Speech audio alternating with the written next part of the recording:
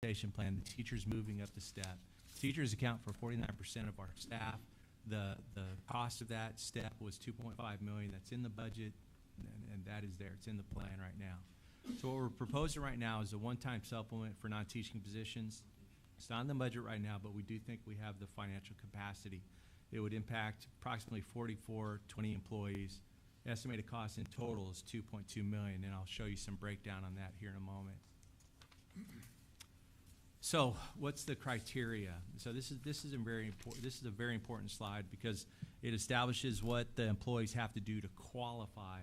You know, it's not just about you know, where they've been. It's what they have to do to qualify. So to be eligible, you can't have been on the teacher scale, or else you would have gotten a step already. Okay, so we're talking about, again, the employees that are not on the teacher scale. They need to have been an employee as of May 31st. Okay, not substitutes, temporary employees are not eligible.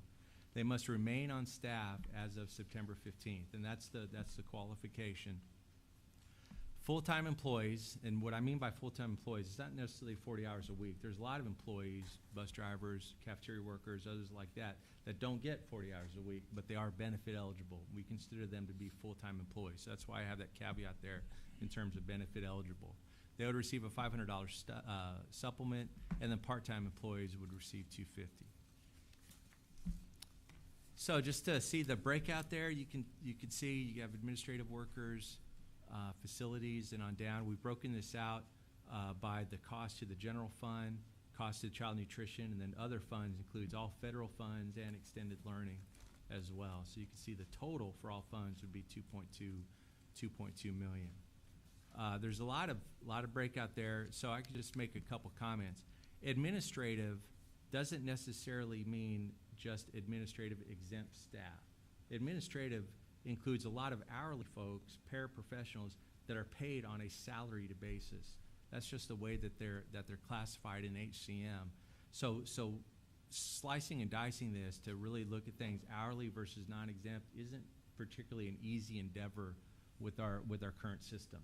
Okay, but the way that things are categorized, that's the total. If we did a $500 one-time supplement.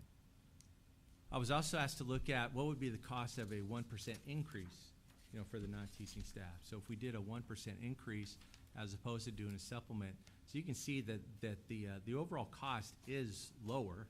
Okay, if you did a one-time supplement, I mean a one-time salary increase. Excuse me, if you did a 1% salary increase, and if that was something that was ongoing, that cost would be less this year, but it would put more budget pressure into the future years. Okay. Some of the interesting points on there. So hourly employees would receive an average of the 191 annually. That's the hourly employees that are on Kronos, and we're talking about cafeteria workers, custodial staff, and other things like that. If you think about some of the lower paid employees, the specialists, the cafeteria specialists, for example, those workers, that makes up 25% of the hourly staff, and their average salary annual is just under $15,000. And so 1% of that is $150. And so that's why that really brings down that hourly amount on a per employee basis down from a $500 that we're talking about down to $191. Salary employees would receive an average of $478 annually if we did a 1% raise. Okay. So our recommendation is to implement a one-time supplement for non-teaching staff positions. This would be something that the board would consider for action August 15th at that next time we get together. On the 19th, the board would do a budget amendment, because we always bring an amendment in the September timeframe for all of our POs that roll forward from the prior year. We always do an amendment in September, and so this would the supplement would be added to that budget amendment, and then the payment would actually be on September 30th. That's the one-time supplement. Anyway, I'd be happy to take any questions. You know, we'll do that pretty quick, but there's just seven slides, so I'll try to keep it tight. Thank you, Mr. Bassett. We appreciate that. Mr. Rice. Just one quick question. So, Mr. Bassett, I understood you to say our CAD appraisal value came in at just under 10%. A little bit over. A little bit over. Slightly less than you had anticipated. Right. But you feel that with our advanced collections, that will offset the Yes, sir. less generation of value. We're comfortable with making that recommendation because the amount of the supplement on the general fund side is 1.8 million. And you're comfortable with this recommendation? Yes, sir. All right, thank you. Thank you, Mr. Rice. Ms. Helliger? Thank you for the update. I'm glad to see that we were able to look a little deeper into our budget and make these recommendations. So I'm definitely in support of this recommendation. Thank you, Ms. Helliger. Mr. Rosenthal? Steve, could you just distinguish between administrative here and school administrators? What positions are we talking about? I know you kind of talked about this one. So the school administrators actually include, besides all of the exempt staff at the campuses, it also includes a lot of central office folks that are C&I related. Okay. They're classified in the school administrator section.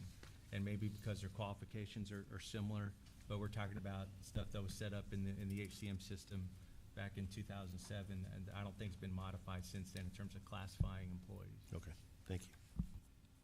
Thank you, Mr. Rosenthal. Mr. Burdine? So I was on the events and highlights page, you'd put that fiscal year in 2016 was more favorable than anticipated. And in what way were you meaning that? Well, I mean, our surplus for 2016, for the year ending, it's about $1 million higher.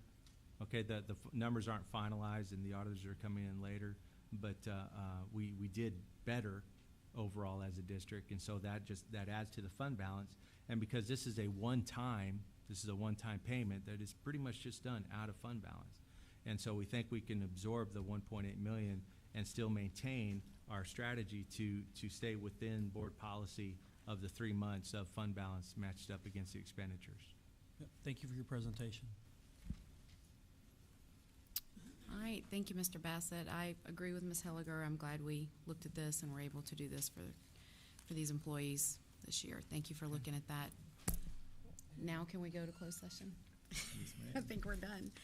All right, we will now convene in closed session under the Texas Open Meetings Act, Chapter 551, under the following sections: .071, 072, 74, 76, 82, and 0821. We are now convened in closed session.